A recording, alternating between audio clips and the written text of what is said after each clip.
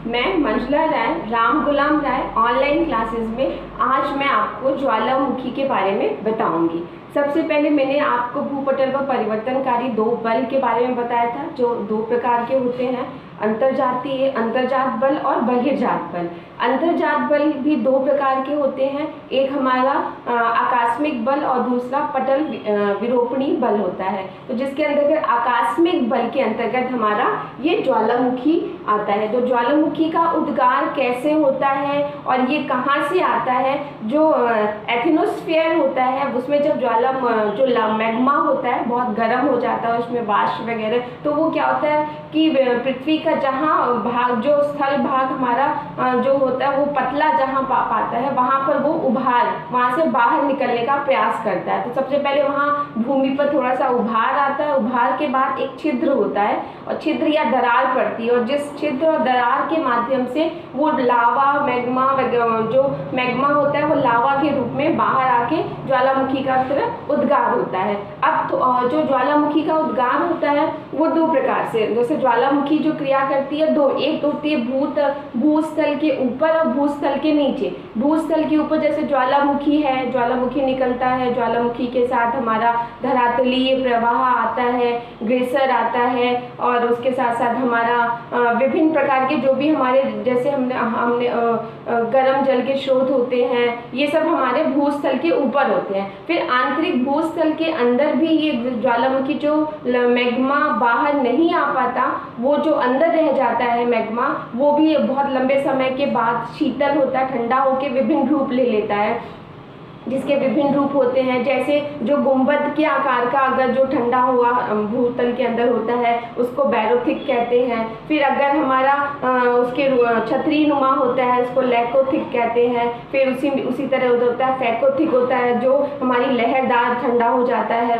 Magma, या Dyke होता है जो लंबा हो जाता है उसको डाइक कहते हैं। तो विभिन्न ये दो प्रकार से काम करता क्रिया करती है ज्वालामुखी। एक आंतरिक जो भूमि के अंदर क्रिया करके ठंडा होता है जो मैग्मा ठंडा होता है, और लावा जो बाहर रूप में आके जैसे ज्वालामुखी या विभिन्न रूप धारण करता है। तो हमारा ज्वालामुखी क्या है? भूपटल से जो छिद्र या दरार द्वारा हमारा जो लावा जो निकलता है, जैसे कि उसमें धूल है, राख है, कंकड़ है, और मिट्टी है, पत्थर है, और गैस है, जलवाष्प है, ये सब हमारे उसमें इस ज्वालामुखी के उद्गार से हमारे बाहर आते हैं, जो वायुमंडल में जाने के बाद वायुमंडल को भी प्रदूषित करते हैं, और जहाँ गिरते हैं वहाँ पर अपने अवशेष जो डालते हैं उससे भी बहुत परिवर्तन होता है और वो विनाशकारी रूप भी लेते हैं।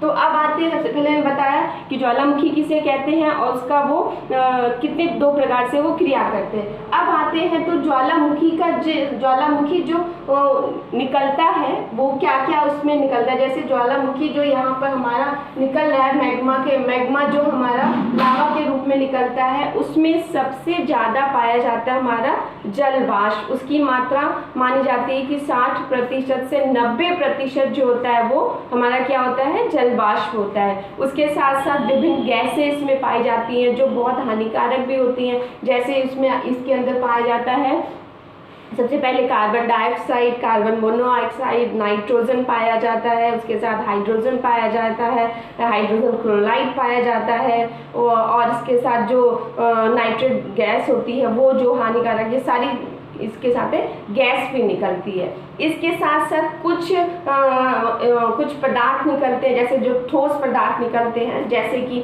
छोटे छोटे कणों को टफ कहा जाता है, उसी के छोटे तो मटर के दाने के बाद लैपिक कहा जाता है उसको, और जो 1 इंच से लेकर 1 फीट तक ऊंचे ऊंचे पत्थर गिरते हैं उसको बाम्ब कहा जाता है। इसी तरह जो इसके बाहर जो निकलने वाले जो गैस जलवाष्प के अलावा और भी जो ठोस पदार्थ होते हैं वो बाहर निकलते हैं। अब आता है तीसरा चीज आता है, इसमें लावा निकलता है। जो लावा निकलता है वो दो रूप में होता है। एक रूप उसको एसिड लावा कहते हैं, दूसरे को हम बेसिक लावा कहते हैं। जो एसिड लावा होता है वो उसमें बहुत चिपचिपाहट होती है, बहुत गाढ़ा होता है, और जिसके अंदर सिलिकॉन की मात्रा बहुत ज़्यादा होती है, जिसकी वजह से ये लावा निकल के बहुत ऊंचाई तक नहीं जाता, केवल वो क्रेटर के बाहरी जहाँ से वो लावा निकलता है, उसका जो मुख होता है ज्वालामुखी का, उसी के बाहर ही जाके वो शंकु के आकार में गुंबद के जैसा गुंबद नुमा शंकु तैयार कर देता है।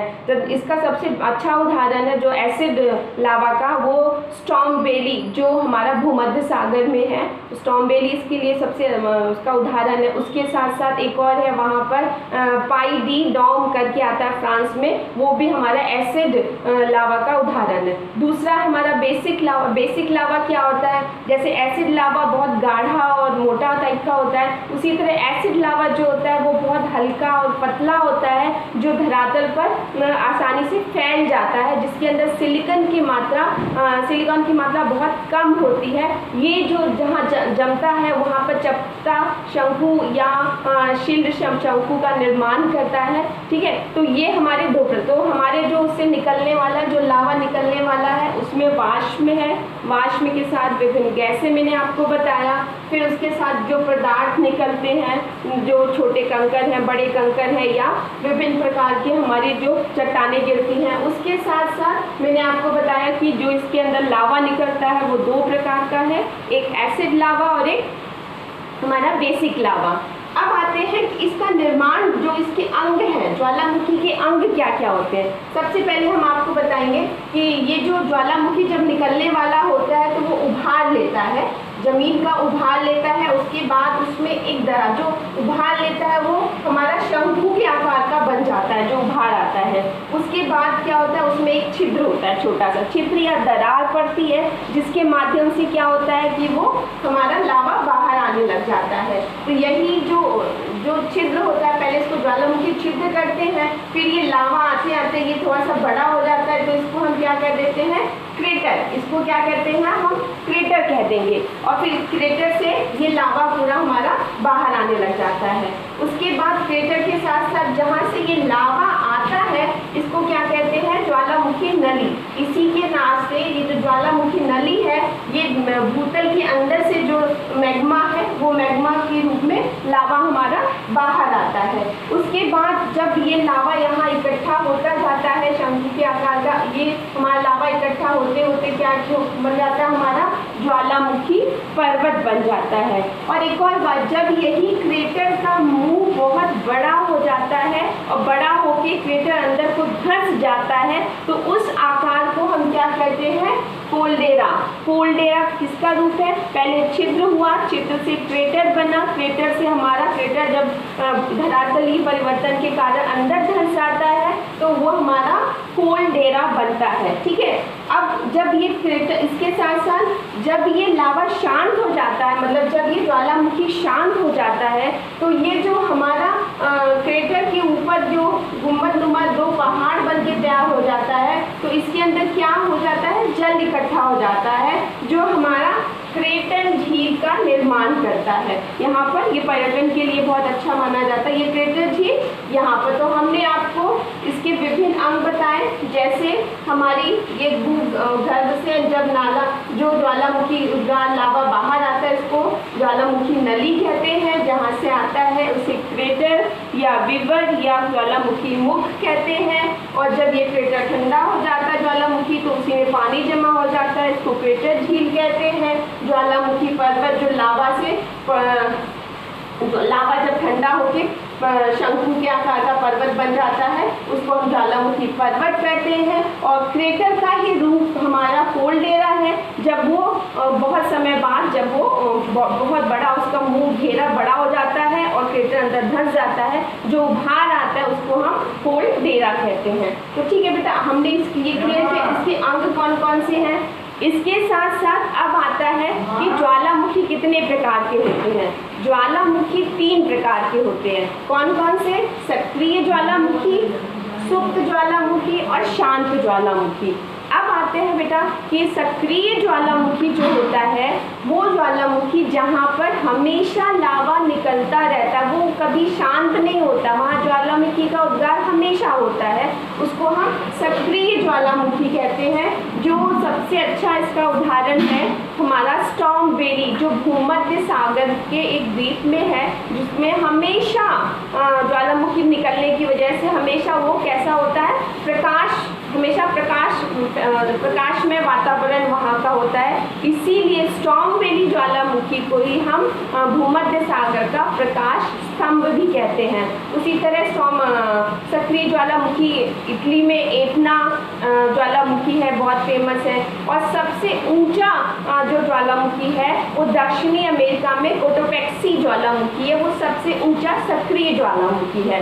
भारत में भी एक सक्रिय ज्वालामुखी है, वो अंडमान निकोबार द्वीप समूह में बैरन द्वीप है, जो वहाँ पर भी सक्रिय ज्वालामुखी पाया जाता है। ठीक, अब दूसरा आता है हमारा सुप्त ज्वालामुखी। सुप्त ज्वालामुखी का मतलब है कि जहाँ से एक बार ज्वालामुखी निकलने के बाद वो कुछ समय के लिए शांत हो जाता है और फिर दोबारा भी आने की संभावना होती है, उसको हम क्या कहते हैं, सुप्त ज्वालामुखी कहते हैं। जो जापान का फ्यूजियाना जो ज्वालामुखी है वो सुप्त ज्वालामुखी का बहुत अच्छा उदाहरण है। उसके साथ साथ इटली का विसुवत ज्वालामुखी है, इसके उदाहरण है। अब आते हैं, तीसरा है शांत ज्वालामुखी। जो ज्वालामुखी एक बार निकलने के बाद वो चिरकाल तक शांत हो जाता है, जहाँ पर अब ज्वालामुखी आने की संभावना नहीं होती है, वो हमारी शांत ज्वालामुखी कहलाता है।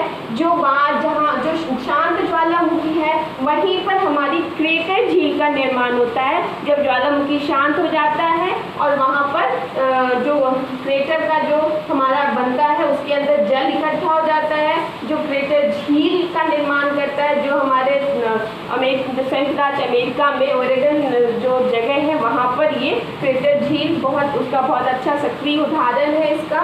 इसके साथ साथ जो क्रेटर झील के साथ साथ यहाँ कुछ पर्वत भी बनते हैं, जैसे माउंट पोपो म्यांमार का पर्वत है ज्वालामुखी, कोर सुल्तान ईरान का है, और तंजानिया का है, किलिमंजारो वहाँ का ज्वालामुखी बहुत ही प्रमुख है। तो बेटा हमने 3 प्रकार के ज्वालामुखी जो होते हैं, जो उनके सक्रियता के आधार पर हमने इसको 3 भागों में बांटा है, सक्रिय ज्वालामुखी, सुप्त ज्वालामुखी और शांत ज्वालामुखी। अब हम आपको बताते हैं कि ज्वालामुखी का जो क्षेत्र है, ज्वालामुखी कहाँ कहाँ है विश्व स्तर पर, इसको हम 3 भागों में बांटा गया है। प्रशांत, परिप्रशांत पेटी, प्रशांत महासागर जो सबसे बड़ा महासागर, उसके चारों तरफ ये ज्वालामुखी बहुत ज़्यादा पाए जाते हैं, सबसे ज़्यादा। जो 2/3 भाग जो ज्वालामुखी का विश्व में स्तर है, उस स्तर पर 2/3 भाग के ज्वालामुखी जो है वो प्रशांत महासागर में। दूसरा पेटी है उसका मध्य महाद्वीपीय पेटी है, जो यूरेशिया के भागों के उपास है। और तीसरा है मध्य अटलांटिक पेटी। 3 भागों में ये विश्व स्तर पर बांटा गया है। अभी हम इसको आपको मैप के माध्यम से समझाएंगे।